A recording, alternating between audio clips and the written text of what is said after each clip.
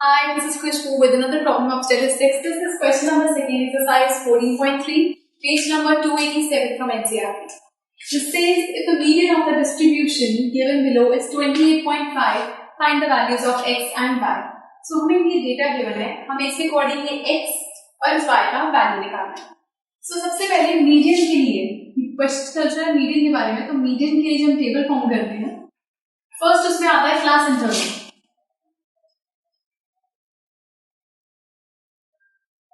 Then आता है frequency. Frequency को हम डिनोट करते हैं एफ आई से. Then cumulative frequency.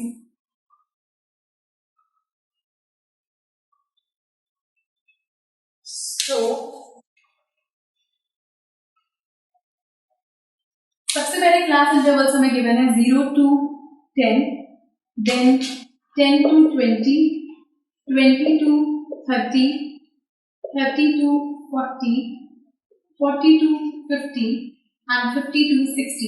ये है क्लास इंटरवल.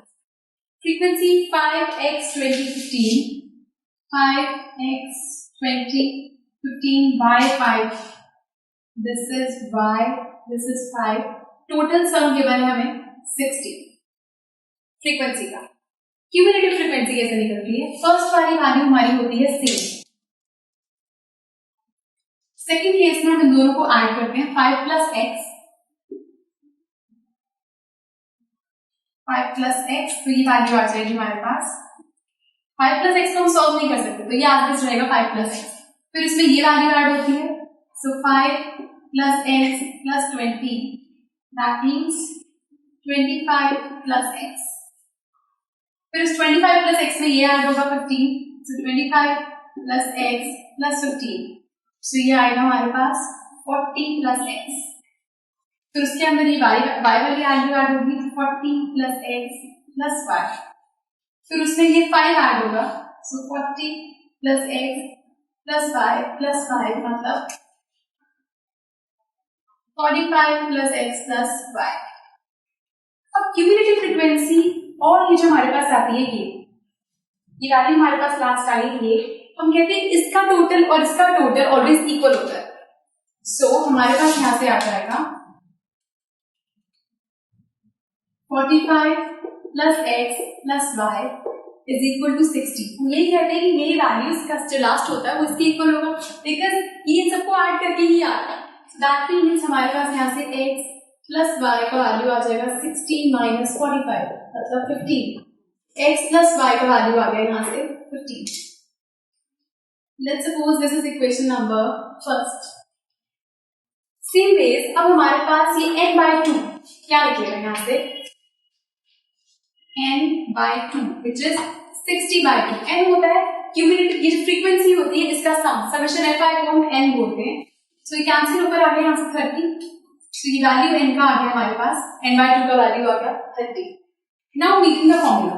मीडियन का फॉर्मूला होता है median is equal to L plus n by 2 minus cumulative frequency upon frequency into h. अब ये जो वैल्यू आती है n की 30, हम देखते हैं कि क्यूमुलेटिव फ्रीक्वेंसी में से जस्ट ग्रेटर क्या है, लेकिन यहाँ पर हम देखकर बता नहीं सकते कि 30 से जस्ट ग्रेटर वैल्यू क्या आएगी, क्योंकि हमें नहीं पता ये x का वैल्यू क्या है. हमें क्वेश्चन मीडियन गिवन है 28.5. मीडियन 28.5 है, दैट मीन्स वो किस क्लास के बीच में आएगी? इसमें 20 से 30 के बीच में होगी. तो अगर वो 20 से 30 के बीच में, दैट मीन्स ये होगी हमारी फ्रीक्वेंसी. और क्यूमुलेटिव फ्रीक्वेंसी क्वेश्चन में पुट करने के लिए हम प्रीसीडिंग क्लास की लेते हैं, मतलब उससे पहले वाली क्लास की लेते हैं. तो पहले वाली क्लास की क्यूमुलेटिव फ्रीक्वेंसी है 5 plus x. तो यहां से हमें वैल्यूज मिल गए. लोअर लिमिट इस क्लास का है 20. ये है हमारी मीडियन क्लास. तो हमारी मीडियन क्लास है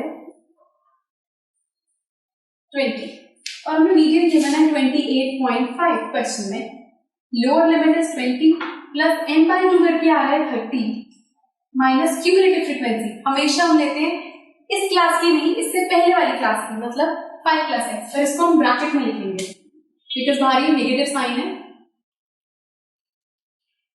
अपॉन फ्रीक्वेंसी सेम क्लास की लेते हैं विच इज 20 इंटू h. मतलब क्लास साइज कितने का है, मतलब लोअर लिमिट और अपर लिमिट के बीच का डिफरेंस. इन सब में डिफरेंस चल रहा है 10 का.